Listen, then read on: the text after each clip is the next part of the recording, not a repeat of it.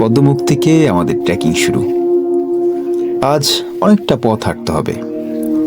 ট্রেকিংয়ের প্রথম দিনটা সবসময় একটু বেশি কষ্টের হয়, তাই এই দিনটা চলতে হয় খুব ধীরে, খুব সচেতনভাবে।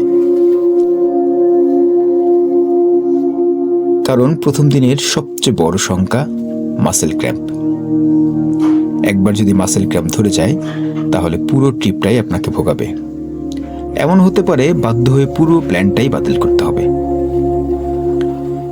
তাই প্রথম দিনে কোনো তাড়াহুড়ো নেই, ধীরে স্থিরভাবে নিজের শরীরের সাথে কথা বলতে বলতে হাঁটতে হবে।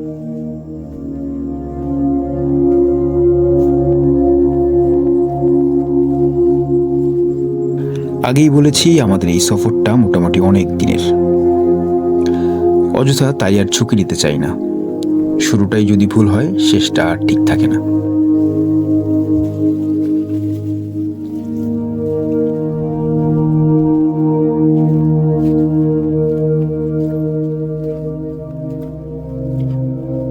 প্রায় 2 ঘন্টার উপরে ধীরে ধীরে হাঁটার পরে এখন মাত্র শুরু করলাম পাহাড়ে ওঠা। এখন কষ্ট লাগতেছে। আগেই বলছিলাম দিনের প্রথম ট্রেকটা খুবই কষ্টের হয়, 2-1 দিন হাঁটলে কালকে থেকে ঠিক হয়ে যাবে। চল হাঁটতে থাকি। পদ্মমুখের এই পথটা অনেকের কাছে খুবই পরিচিত, বিশেষ করে যারা 2020 সালের আগে নাফাকুম, আমিয়াখুম এক্সপ্লোর করেছেন তাদের জন্য তো এটা একবারই চেনা রাস্তা। একটা সময়ে এই পথটা ছিল সবচেয়ে প্রচলিত ট্রেকিং রুট। হ্যাঁ, আমরা যাচ্ছি আমিয়াখুমের দিকে। তবে আমাদের যাত্রা এখানেই শেষ নয়। আমাদের সামনে রয়েছে আরও বড় কিছু পরিকল্পনা।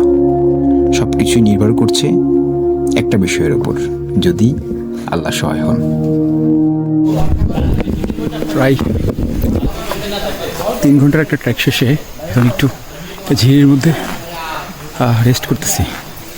অনেকদিন পরে ট্রেক আসছি, একটু কষ্ট হচ্ছে। ওটা যে বললাম আজকেই কালকে থেকে আবার সব ঠিক হয়ে যাবে। সে যাই হোক, জায়গাটা অনেক সুন্দর। চারোদিকে একটা ওয়াইল্ড একটা ভাব আছে, পুরো চারোদিকে ওয়াইল্ড, মাঝখানে একটা ঝিরি। আর এখানে আমরা বসছি, সবাই বসছে কিছুক্ষণ রেস্ট নেওয়ার জন্য। একটু রেস্ট করে আবার দেন পথ চলা শুরু করবো। আপনাদেরকে দেখাবো পুরো ট্র্যাকটা। ঠিক আছে।